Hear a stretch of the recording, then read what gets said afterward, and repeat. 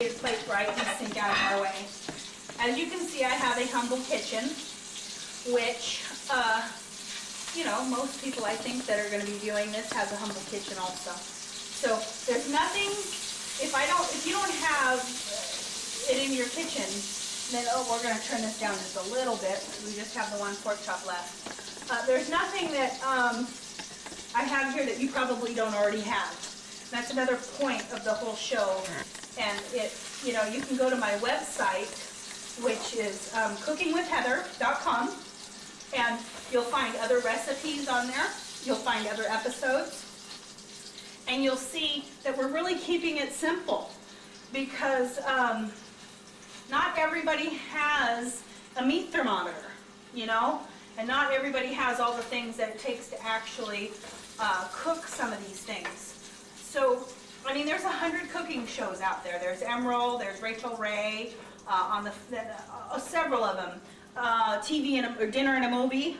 All of these shows I absolutely love and adore. And they are true chefs. Now, myself, I am a true home cooker. And so this is what you get, you know, what you see is what you get kind of thing. So we browned that last pork chop, and I'm going to put it here. Now, butter is butter. Butter is always good. I'm also Jewish. You'll find that I actually have all kinds of different little sayings like that. But we're going to check our potatoes again here. You know, it's been a few minutes, and now you can see they're getting much simpler. They're splitting a little bit.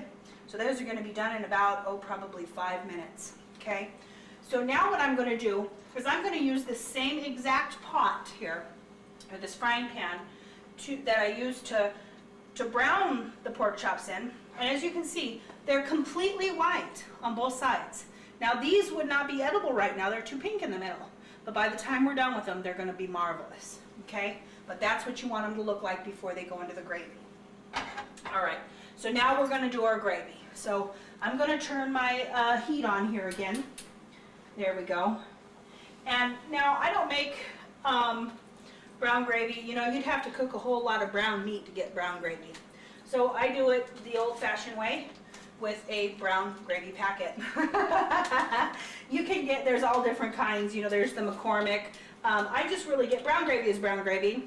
So I get whatever's on sale at the time, because by the time you're done with it, it's going to be wonderful anyway, because you've cooked it with the meat. So it's going to take probably, for as many pork chops here as I've made, I would say 5 to 6 packets, because it only makes one packet per packet only makes 1 cup, I'm sorry. So I'm going to put some water in here, and I'm actually going to use a total of 6 packets today. So I'm going to actually, what I'm going to do is I just put 2 cups of water in there, and I'm going to start putting my mix in here. Now some people will say, well, you need to start mixing so it's not lumpy and blah, blah, blah, blah, and all that stuff. But you know what I do is the faster I get it in to me, the better.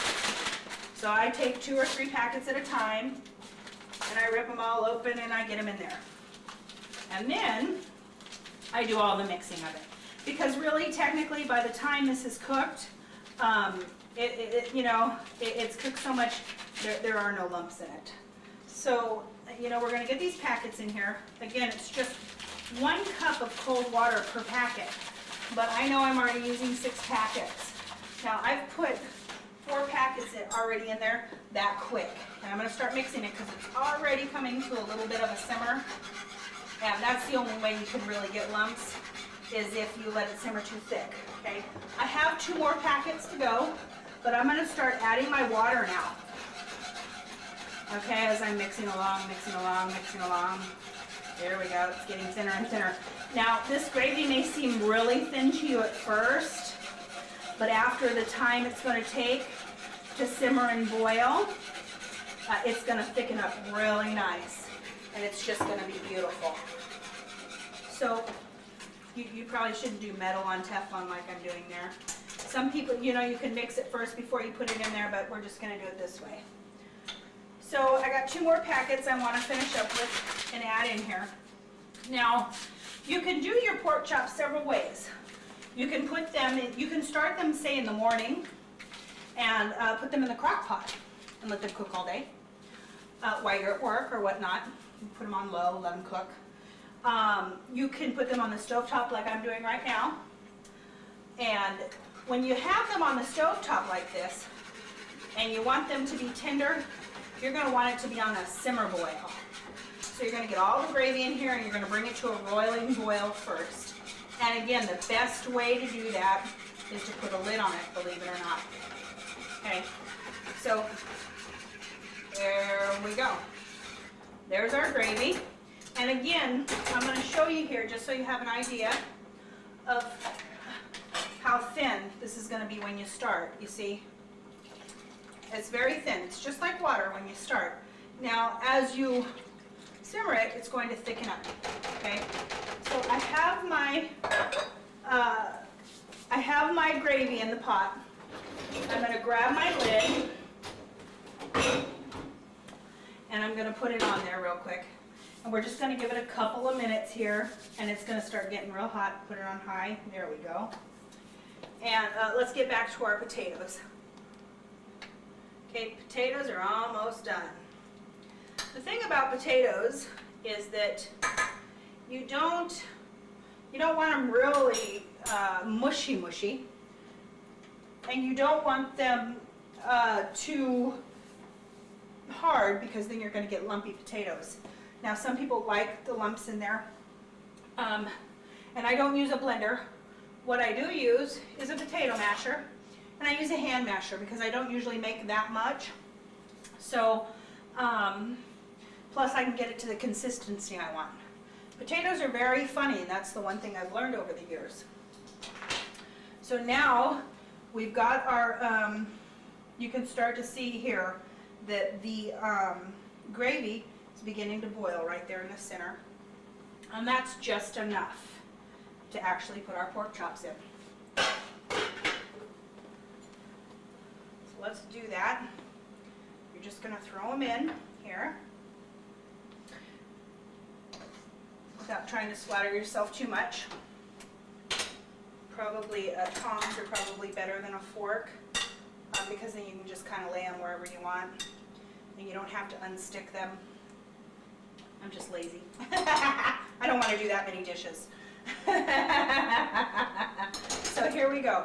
You can see that the pork now is boiling, or the gravy, right?